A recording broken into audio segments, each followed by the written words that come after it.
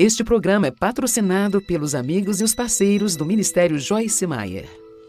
Se você não gosta de sua vida, vá para casa, tenha uma reunião consigo mesmo e pense a respeito do que você tem pensado.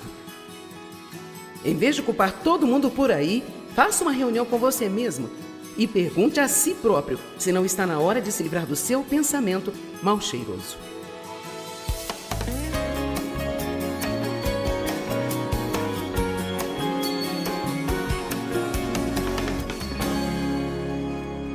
E sabe, uma coisa é ter algo pela fé, outra coisa é ter pela sua experiência.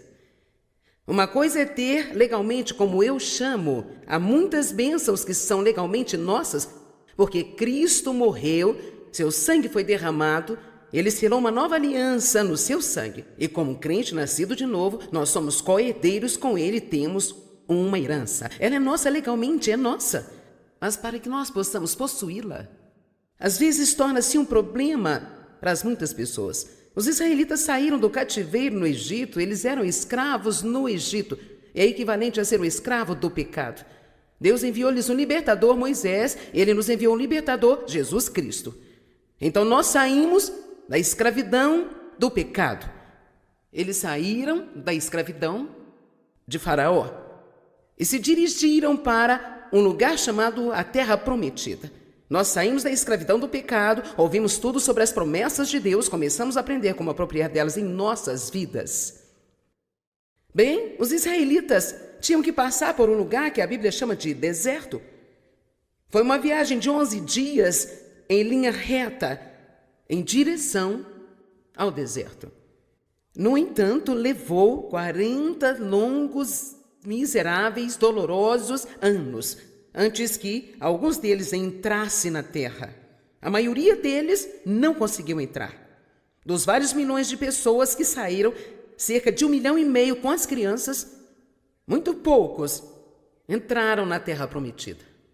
Josué e Calebe e algumas das crianças que não estavam na idade de responsabilidade, quando Deus se encheu deles o suficiente para dizer: vocês não entrarão na terra prometida. Agora, olhamos para a história deles e pensamos: que estupidez, que estupidez, que estupidez, que estupidez. Se era uma viagem de apenas 11 dias, como pode demorar 40 anos para chegarem lá?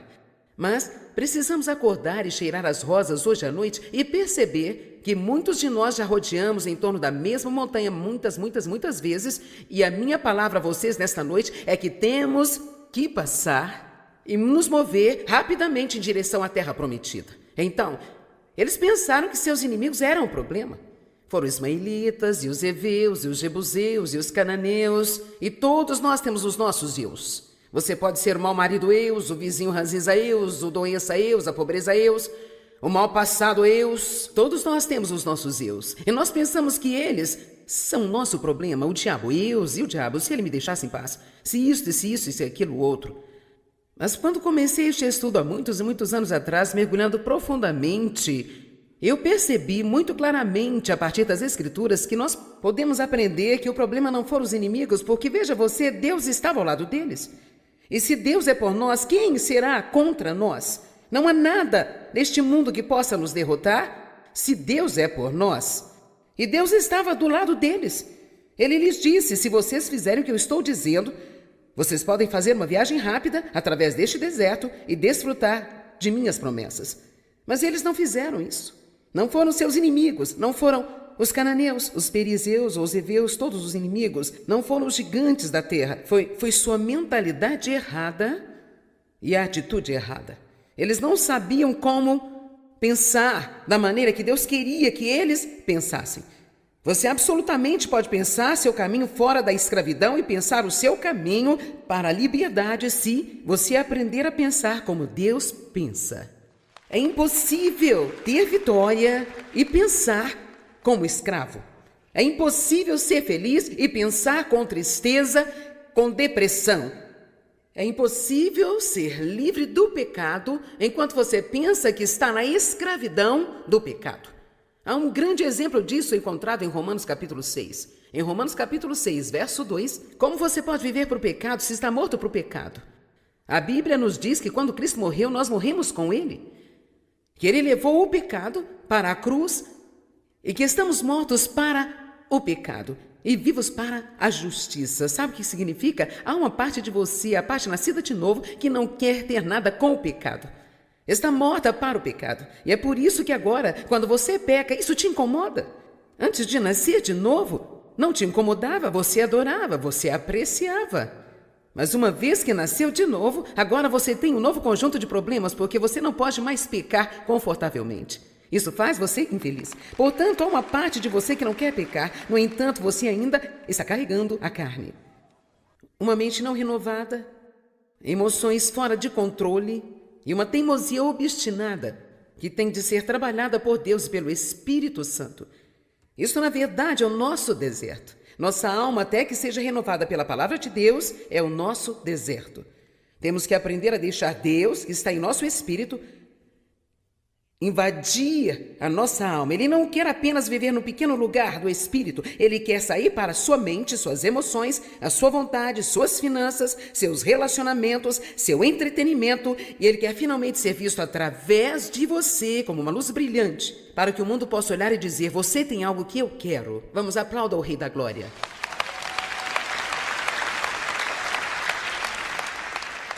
Romanos 6,2 diz que estamos mortos para o pecado, mas Romanos 6,11 diz assim também: vós, considerai-vos vós mesmos mortos para o pecado, mas vivos para Deus. Eu amo isto porque a palavra considerar é um processo da mente. E aí você pode muito bem dizer em Romanos 6,2, você está morto para o pecado, mas em Romanos 6,11 diz: agora pense que você está morto para o pecado. Acredite que você está morto para o pecado. Mas nós dizemos que estamos mortos para o pecado e cantamos canções sobre ser livres em Cristo, mas temos medo do pecado. Dizemos que somos viciados, nós somos isso, somos aquilo, eu não consigo superar, isso é difícil, eu não posso superar. Ficamos então presos nesta área de deserto. Temos de começar a pensar como Deus pensa e dizer o que Deus diz. E isto nos ajudará a ir rapidamente a atravessar o deserto e começar a viver nas promessas de Deus. Você pode controlar o seu pensamento com a ajuda de Deus, com muita ajuda do Espírito Santo, apoiando-se no Espírito Santo. Você pode controlar o seu pensamento, mas não até que aprenda a fazer um inventário dos seus pensamentos, que eu chamo de pensar sobre o que você está pensando. Onde a mente vai, o homem a segue. Se você não gosta de sua vida, vá para casa, tenha uma reunião consigo mesmo e pense sobre o que você está pensando. Em vez de culpar todo mundo, tenha uma reunião com você mesmo e pergunte a si mesmo se é hora de você se livrar de seus pensamentos mal cheirosos. Amém? Defina na sua mente, mantenha-se fixado nas coisas certas. Uma das mais populares, duas das escrituras mais populares quando ensinamos sobre a mente é 2 Coríntios 10, 4 e 5, porque as armas da nossa milícia não são carnais, mas sim poderosas em Deus para a destruição das fortalezas, destruindo toda altivez que se levanta contra o conhecimento de Deus e levando cativo todo o entendimento à obediência de Jesus Cristo. Sabemos que há uma batalha em nossa mente. Pensamentos errados, conceitos e teorias que não concordam com a palavra de Deus, e a Bíblia nos dá a responsabilidade de localizá-los e expulsá-los. Agora, é nossa responsabilidade, porque quando você se apoia no Espírito Santo de Deus, você precisa dizer: Deus, estou pedindo, me faça perceber quando estou pensando pensamentos tóxicos. Apenas ore: Deus, me faça tomar consciência cada vez que eu pensar pensamentos errados. Não me deixe apenas sentar e pensar coisas estúpidas. Faça-me saber quando estou pensando coisas tóxicas. E assim você começa a orar e você vai começar a perceber: eu não preciso pensar assim.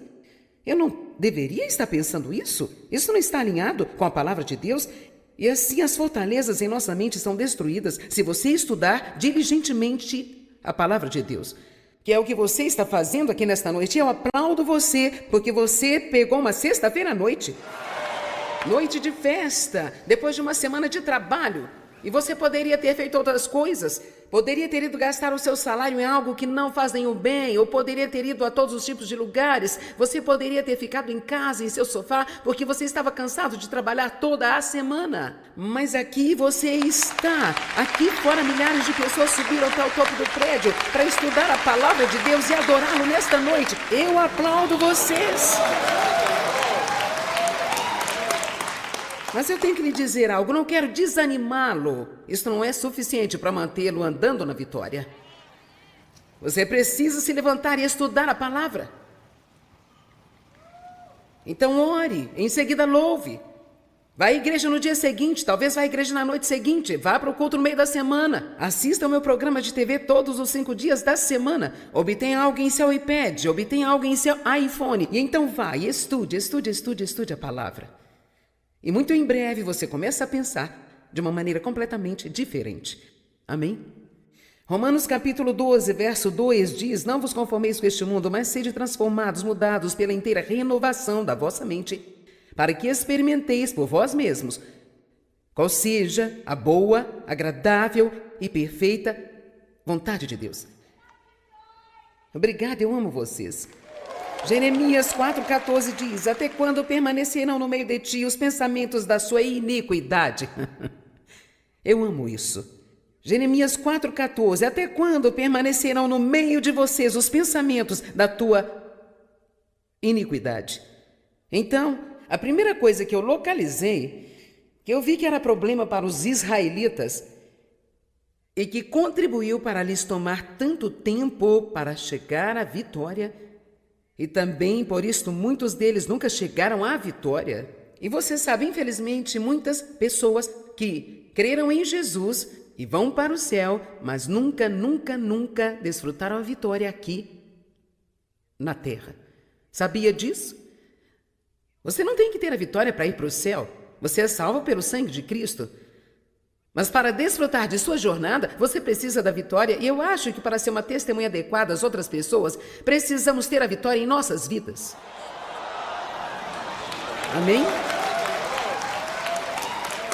Então, a primeira coisa que eu vi que eles fizeram foi que eles não tinham uma visão positiva de um futuro. Eles estavam sempre a falar do passado. Pensavam que o passado ditava o futuro. Eu quero te dizer que não importa o que aconteceu com você no passado, e não importa o que está acontecendo na sua vida agora, isso não tem poder para impedi-lo de ter um surpreendente e impressionante futuro, se você aprender a ver as coisas no Espírito. A Bíblia diz, em Isaías 11, que Jesus não via e decidia as coisas pelo ouvir de seus ouvidos e pela visão de seus olhos. Ele via com os olhos espirituais e ele ouviu com os ouvidos espirituais. E todos nós temos ouvidos na cabeça e olhos na nossa cabeça, mas também temos olhos e ouvidos espirituais. Com os olhos naturais vemos o que está ao nosso redor, vemos o que está acontecendo em nossa vida, mas com nossos olhos espirituais vemos o que não podemos ver com estes olhos. Nós olhamos com uma atitude de fé, dizemos: Deus diz que eu posso ter um bom futuro e eu acredito que eu posso ter um bom futuro. Recentemente eu estava em Starbucks, em Utah. Uma mulher me reconheceu, começou a falar um pouco de sua vida e ela disse: eu escrevi para o seu ministério, lhes falei sobre os meus problemas e assim por diante. E ela começou a falar dos problemas, ela disse: sim, ela disse, na minha vida eu tenho sido jogada sob o ônibus. E claro, eu não disse isso a ela porque eu não queria magoá-la, mas quando ela saiu eu pensei: bem senhora, eu fui jogada sob o ônibus também, mas agora eu estou dirigindo. Amém? Bom, ela só parou em eu tenho sido jogada sob o ônibus. Eu posso te dizer, ela vai estar sentada em algum lugar com alguém contando a mesma triste história daqui a 1 ano, daqui a 5 anos, daqui a 10 anos, apenas contando a mesma história amarga e triste, e vai soar cada vez pior porque ela não tinha esperança de mudança em sua vida. Eu tentei lhe dizer: Deus pode mudar as coisas, você precisa confiar, precisa acreditar em Deus. E tudo que eu obtive de volta todas as vezes foi um tipo de parede ou algum tipo de desculpa. Seu caso era um caso especial, não era como qualquer outro caso. Não havia ninguém que estivesse tão mal quanto ela estava. Ela se jogou sob o ônibus e todas as 4 rodas estavam sobre ela e ela não tinha nenhuma intenção de sair de debaixo do ônibus. Agora eu decidi dirigir o estúpido do ônibus. E você pode fazer a mesma coisa. Mas deixe-me dizer uma coisa, isso não é algo que alguém pode decidir por você. Isso é algo que você tem que decidir por si mesmo. Eu gostaria que olhássemos um exemplo em Gênesis capítulo 13. Nós vemos ali um homem, Abraão, que perdeu tudo. E ainda assim, ele terminou com mais do que perdeu. Sabe que na economia de Deus você pode perder todas as coisas que você tem. Mas se você aprender a ver com os olhos da fé, você pode acabar com mais do que você perdeu. Jó perdeu tudo, teve problemas terríveis, e no final Deus lhe deu 2 vezes mais do que ele havia perdido. Abraão havia abençoado o seu sobrinho Ló, compartilhando o que ele tinha. Então, os dois tornaram-se prósperos, tiveram gado, os servos não estavam se dando muito bem juntos, então os servos brigavam. E assim, Abraão foi até Ló, tomou a iniciativa. Queria ser um pacificador e ele disse: eu lhe imploro que não haja contenda entre nós. Você decide qual a parte da terra você quer ficar e eu vou ficar com aquela que você não quiser. Eu acho isso uma atitude humilde, bastante surpreendente, porque eu teria dito: eu vou levar o que eu quero e você fica com o pior, porque você não teria nada se eu não tivesse dado a você. Mas Abraão era, obviamente, um homem piedoso. Provavelmente é uma das razões pela qual Deus foi capaz de fazer um pacto com ele, usá-lo da maneira que usou. Então, com certeza, se você ler o capítulo 13, Ló escolheu a melhor parte do Vale do Jordão para si próprio. E Abraão teve que ficar com as sobras. Assim, ele não estava em boa situação. Mas no versículo 14, que diz: o Senhor disse a Abraão, depois que Ló se apartou dele: levanta agora os teus olhos e olha deste lugar onde estás, para o lado norte, sul, do oriente, do ocidente, porque toda esta terra que vês, eu a darei a ti e à tua posteridade. E no versículo 17 ele diz: levanta-te, percorre esta terra, no seu comprimento e na sua largura, porque a ti eu a darei. Então ele está dizendo 2 coisas muito importantes aqui. Primeiro, ele diz: olhe para o norte, sul, leste e oeste, e tudo que você pode ver, eu darei a você. Agora, ele estava dizendo para olhar com os olhos naturais, mas eu acredito que Deus quer dizer a você hoje à noite: olhe para o futuro, e o que você vê pela fé para a sua vida. Você pode sair fora da dúvida. Você consegue se ver possuindo sua própria casa. Você consegue se ver com um carro novo. Você consegue se ver com um trabalho melhor. Você pode se ver sendo uma bênção para muitas e muitas e muitas pessoas. Você pode ver a si mesmo vivendo o seu sonho, o que quer que seja esse sonho, contando que seja o sonho de Deus. Você também pode viver esse sonho. Você pode vê-lo. Se você não pode vê-lo, você nunca vai tê-lo. Então ele disse a ele: e tudo que você vê, eu vou dar a você. Vai e caminhe para fora e tome posse. Você tem que tomar algumas decisões. Eu tive um sonho dado por Deus para pregar o Evangelho. Foi algo que Deus fez nascer no meu coração na primeira vez em que eu ouvi uma fita cassete de pregação, em 1996. Eu fiquei tão maravilhada que alguém pudesse pregar uma escritura do livro de Marcos e pregar por quase 1 hora inteira e manter a sua atenção.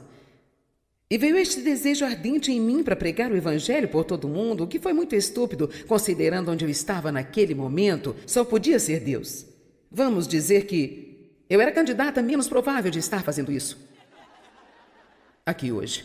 Então, Deus colocará coisas em seu coração que não fazem qualquer sentido para sua mente. E é por isso que você não pode viver fora de uma mente renovada. Você tem que viver na mente do Espírito. Deus irá mostrar-lhe as coisas que são possibilidades para você, mas quando você ler a palavra, você tem que entender que é para você, não apenas que é para um grupo especial de algumas pessoas especiais, mas cada promessa na palavra é para você. Elas são todas para você. Deus quer te abençoar. Deus quer promover você. Deus quer levantar você. Deus quer curar você. Deus quer transformar você. Amém?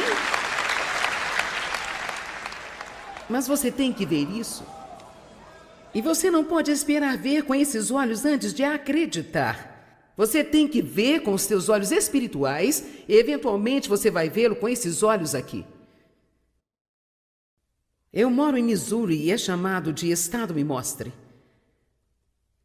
Na economia de Deus tem que acreditar primeiro, ver com os olhos da fé e, eventualmente, você verá no Espírito. Mas também, mesmo que pela fé eu alego que eu acredito que Deus tenha falado para mim e me dado, e eu reivindiquei as promessas como minhas, eu ainda tenho que entrar e possuir aquela terra. Agora, a palavra possuir é uma palavra interessante porque, se você estudá-la, isto significa desapossar os ocupantes e, em seguida, tomar posse da terra. Assim, havia inimigos na terra prometida, e eles não queriam lidar com os inimigos, de modo que não queriam entrar. Eles só ficavam vagando e vagando ao redor, esperando Deus fazer algo sobre os inimigos deles, antes que eles fossem e tomassem o que Deus disse para tomar. Agora, aqui há algo interessante.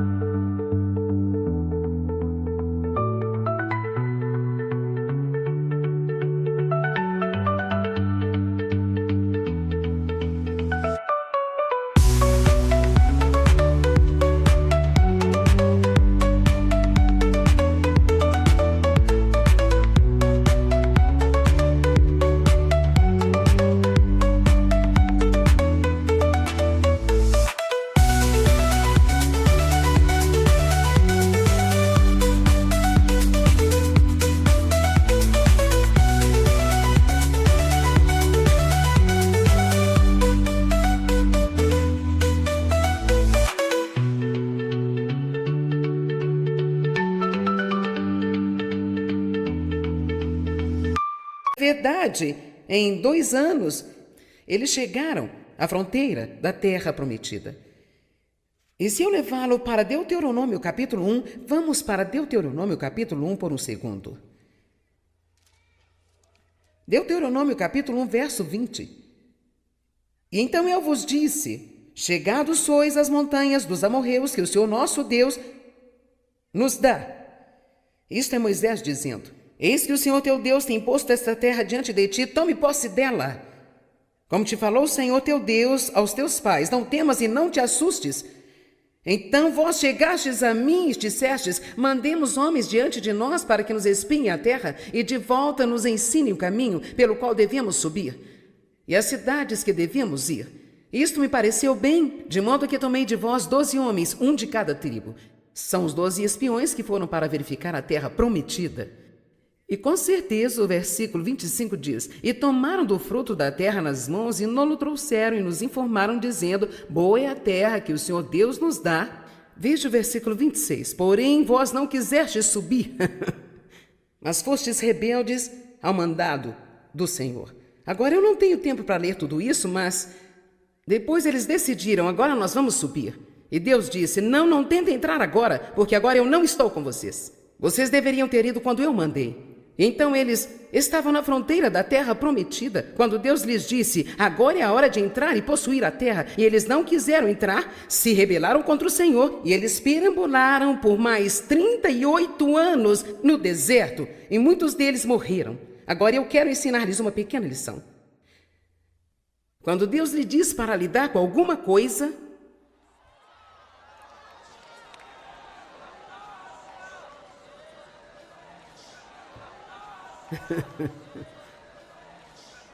quando Deus lhe diz que é hora de lidar com algo, então há uma unção para lidar com isso.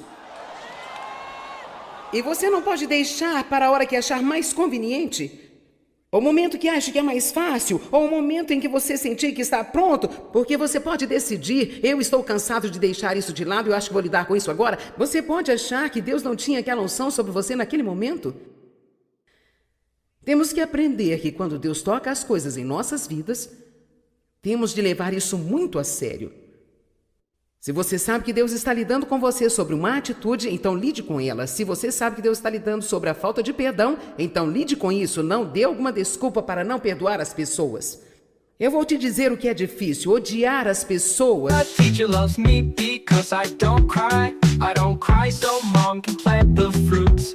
Dad goes to the factory and grandparents happily farm. La la la la. La la la la la la. La la la la. La la la la.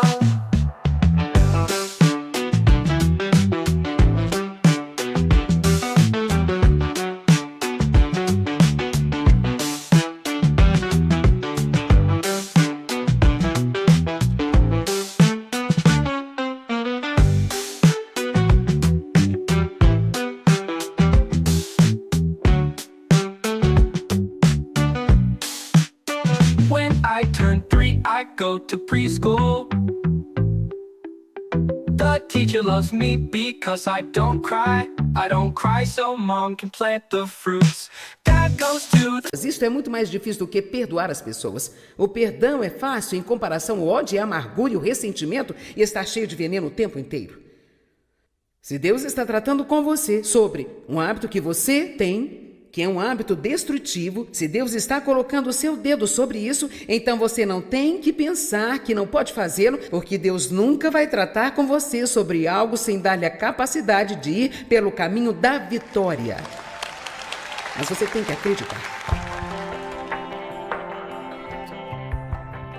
Quero compartilhar com você algo que recebi no meu e-mail. Carl escreve Joyce Cousin e diz: até o momento eu estava na 9ª série, eu estava fugindo das dificuldades da vida. As crianças faziam bullying comigo na escola porque eu era baixinho. Meu avô me deu a primeira bebida aos 9 anos de idade, então rapidamente caí no vício e fiquei na prisão por 7 meses. Anos mais tarde, ouvi falar da Joyce e suas conferências e tenho visto seus programas desde então. Descobri quão incrível é a vida cristã quando você anda no fruto do Espírito e estuda a palavra de Deus como modo de vida. Quero enfatizar, estudando a palavra de Deus como modo de vida. Você sabe, renovar a sua mente é esquecer o passado e colocar os seus olhos nas coisas espirituais e começar a andar na palavra de Deus. Todos passamos por algumas situações desagradáveis na vida, mas é justamente nestas horas que aprendemos o quão preciosa é a paz de Deus para nós. Neste livro, 21 maneiras de encontrar a paz e a felicidade, você vai aprender como buscá-las, alcançá-las e permanecer nelas, vencendo todas as armadilhas do inimigo e estando em condições propícias para ouvir a voz de Deus e desfrutar de tudo aquilo que Ele tem para a sua vida. O livro 21 maneiras de encontrar a paz e a felicidade você encontra nas melhores lojas ou pelo site www.beloshopping.com.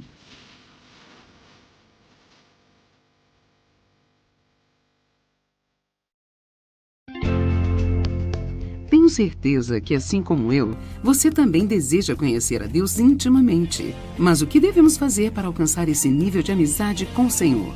Através deste livro, Conhecendo Deus Intimamente, quero compartilhar o caminho que eu mesma trilhei para encontrar Deus de modo íntimo, até ter condições de conhecer a sua vontade e viver segundo os seus propósitos para a minha vida.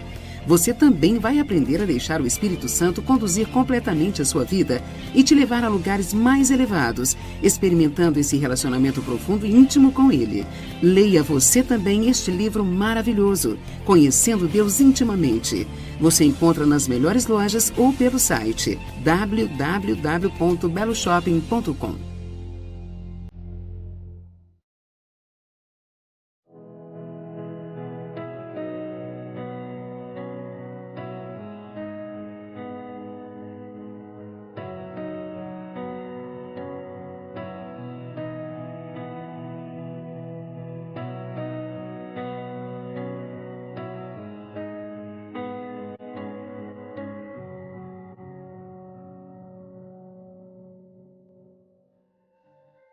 Você significa mais para nós nos Ministérios Joyce Meyer do que você imagina. Agradecemos a você e a nossos amigos e parceiros por fazer possível esse ministério em todo o mundo.